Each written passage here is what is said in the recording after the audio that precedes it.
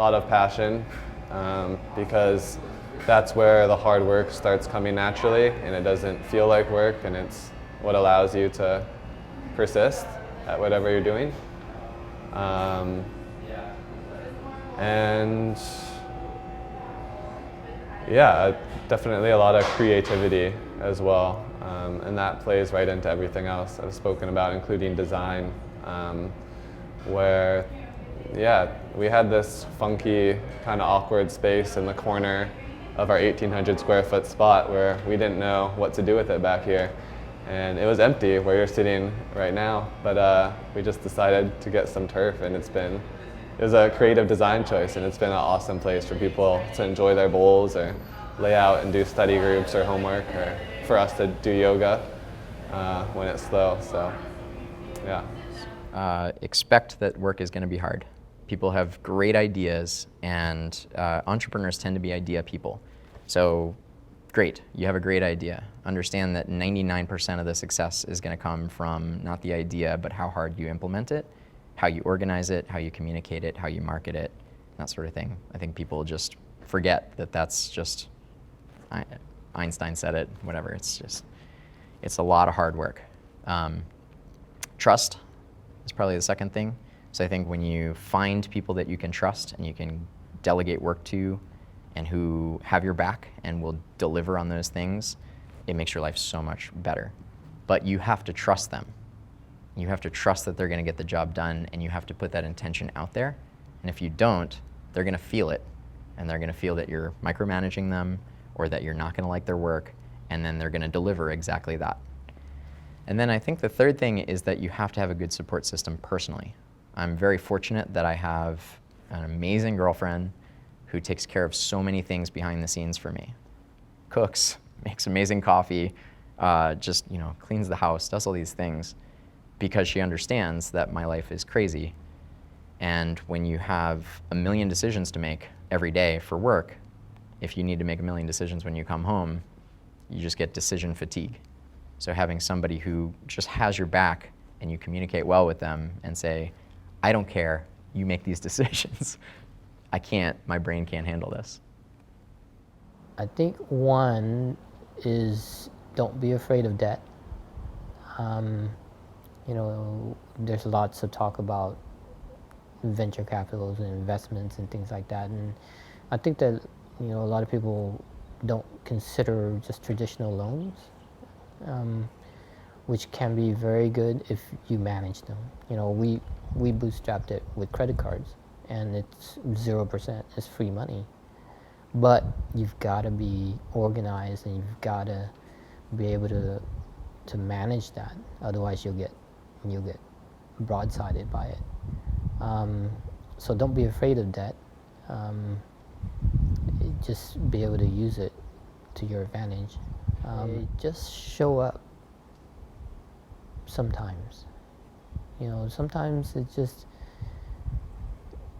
a matter of being there at the right place at the right time. For us, getting the airport contract was exactly that. We were not prepared for it. We were not intending on bidding for it.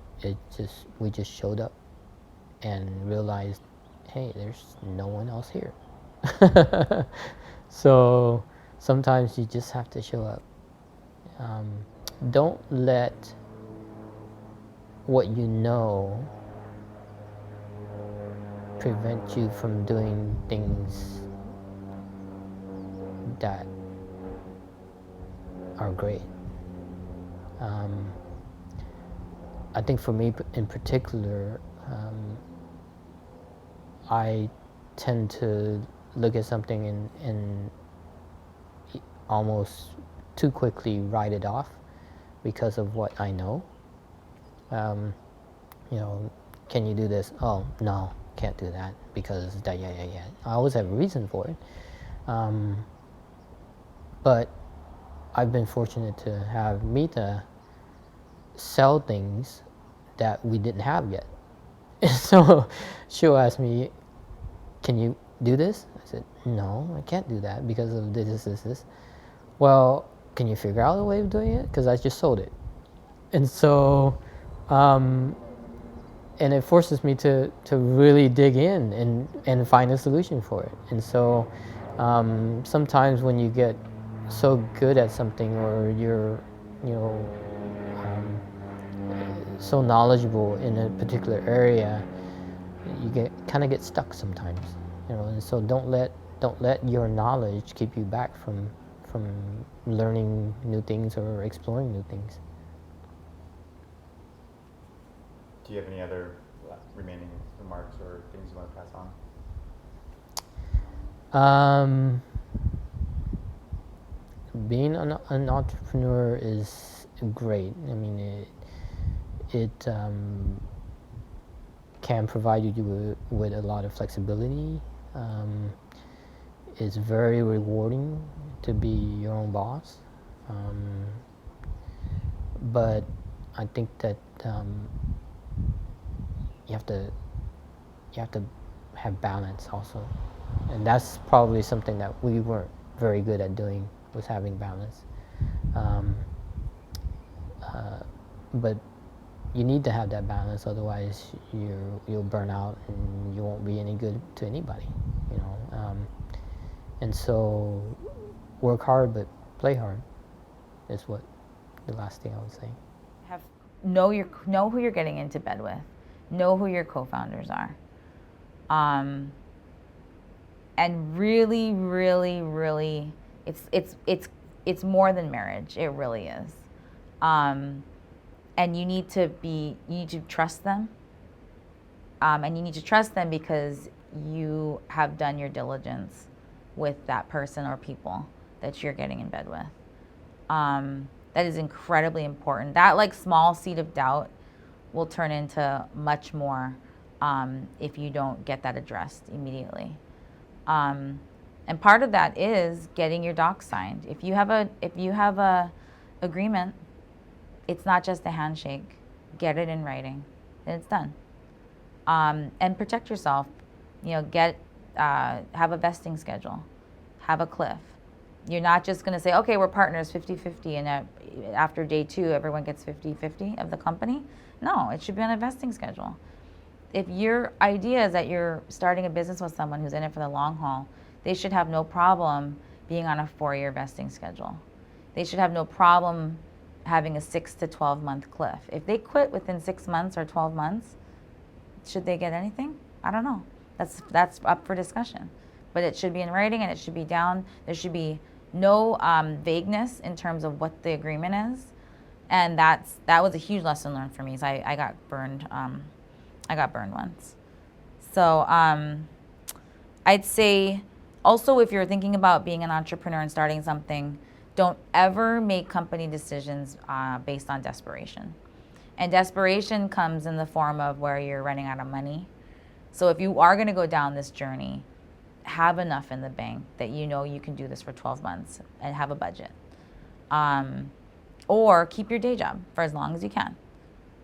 Or if your company is flexible, see if you can stay on part-time. But don't feel like in order to be a true entrepreneur, you have to like quit everything, go for broke, and just go for it blindly. Like, you always want to have your bases covered so that the decisions that you're making are not based out of desperation. Being an entrepreneur is incredibly exhilarating, and it's amazing when people have that entrepreneurial spirit where you become essentially a problem solver in the world. And your view of the world becomes very different, where you are no longer a victim. You are the creator of change that can make this world better. And that's something that I've carried with me ever since, I started my first company. I look at the world and think, okay, well, how could that be done better? I may not be the one that does it, but I know it could happen, or I'll think about it. And I think it's really exciting, and I'm really, really thrilled that entrepreneurship innovation is becoming a big sector here in Hawaii, and it's continuing to grow. And just really excited to be here at this time in Hawaii. Probably one of the biggest lessons when I'm talking to people about starting a business, you have a lot of times you meet the people who I think overplan. So they have an idea and they're writing out the full 20-page business plan and just thinking and doing, getting consulting and just planning way too much. And obviously planning is good, and you need to have certain things and certain ideas in place. But I think you also just need to get out there and really test your product. Get out there and have some success. And really, when you have those first few sales, I mean, that's going to be your hook of whether or not this idea has potential. So it doesn't need to be perfect. So it's kind of that whole idea of the don't let the perfect get in the way of the good. So you don't have to have everything figured out, but get out there, get some feedback, make some sales to really build up your confidence and your idea, and just try it as quickly as possible. Also, too, kind of doesn't quite go against the first tip, but you don't need to know everything in terms of different functions of a business, but you need to know what needs to be taken care of. And if you don't have that skill set, you need to have your team or your group of consultants that can help you in those areas. So if you're not really understanding taxes and finances, it's something that immediately you're going to be responsible for. So when you go out and you register your business, which is almost, I think, sometimes too easy to do, where you can just go online and you can literally be in business in under 5 minutes. But that means now that there's a certain expectation of you're going to be submitting GET paperwork. So the clock is kind of ticking in terms of stuff that you're going to be responsible for. So just kind of understanding, at a basic level, what needs to happen. Same thing when you get to a point when you're hiring staff, there comes the next level of responsibility that comes with that. And you can get yourself into a lot of trouble if you don't know what you're responsible for and the laws and the regulations. And there's groups out there to help you with that. So it's really understanding that, there's groups out there to help with each different function of your business, regardless of the type of business that you have. So understanding that landscape and what is needed is a good way to start. Okay, so number one, top 3 lessons. Number 1 would be do what you do the best, like my accountant says, and let other people do what they do the best to make it all work. Number 2, I would say see a timeline of where you're going. So a forecasted 10 years. Definitely reach your goals. And I think number 3 would be do everything that you do with integrity. Don't ever take shortcuts. Don't ever do anything that doesn't serve you and your community. So everything with integrity. Is there anything else that you want to say? Oh, I'm just so happy to be here, and thank you. And it's so fun sharing my story because I'm a big advocate for people who want to start their own businesses. And I think that in the end of time, whenever we don't have anything anymore, the soap makers are going to bring their soap, the bread bakers are going to bring their bread, everybody that does something is going to bring something, and we can trade it all. So thank you so much.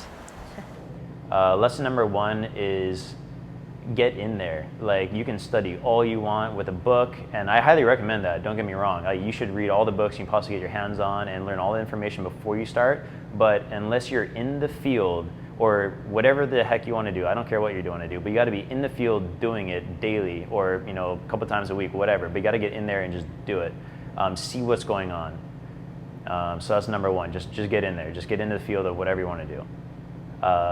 Number 2 is kind of follows that one, but research, like if you're in, like I said earlier, if you're investing into something, let's say you have some capital to invest, know what you're investing in. You got to research who are the people, not just the idea of what you're investing in, but who those people are. So if you invest into, I don't know, whatever company it may be like, who are the guys that I'm investing into? Like, is he going to leave in 2 weeks? Does he have a family in the mainland that he wants to go see? Does he know nothing about what I'm investing in? So just know what you're investing in. If you don't want to lose your money real quick. I guess just don't be afraid. Like, you can't lose, I guess. Oh, yeah, big one. Oh, here we go. So failure, let me talk about that real quick. So lesson, failure will happen. Everybody thinks it's like this, like let's just say it like this: good day, good day, good day, bad day, good day, good day. It doesn't work like that. It's more of bad day, bad day, bad day, good day, good, good, something like that. So you got to think of it that way. I mean, you can be strolling along doing great, but failure will happen. You will fail. I've failed many a times. I've lost money on things that were just silly, you know, and I failed so many times on little things. Not everything is going to be gangbusters, and you're just going to do your killer. Like, oh, I got this great product. I'm just going to put it out there and sell 1 million of them. And no, it doesn't work like that. You can have maybe 10 products, and maybe one will take off. But hey, maybe that one will take off huge. I don't know. But you will fail. And you will learn, and it's totally part of the game. You're not doing bad. Don't think down on yourself. I mean, you can feel the pain, whatever, but you will bounce back and you will learn. So failure is just a part of the game. If you're not having it, you ain't trying. So all those YouTube motivation videos that say that, they're completely right. So yeah, failure is going to happen, but just get through it. What I've learned from the Accelerate program is do your market research. So there's a lot of things that entrepreneurs think are a great idea, but just because you think it's a great idea, the people buying it may not. So go out, do market research, interview people, find out what they actually need and want, and then build your product for what the people want. Lesson 2 is always prepare for the worst. I'm naturally a positive person, so for me, it was a challenge to actually take a look at what's happening and say, okay, I want this to happen. Ideally, this will happen, but what happens if nothing goes right? So always prepare for the worst, and that's how I do all my economics too. I assume, okay, this is going to cost double. What happens if that happens? And I go from there. And 3, your team. Make sure your team is really good and you trust, you enjoy working with your team members, because your team are an extension of you and it's an extension of your brand. And if your team members aren't representing you and your brand correctly, it can ruin a lot of good things.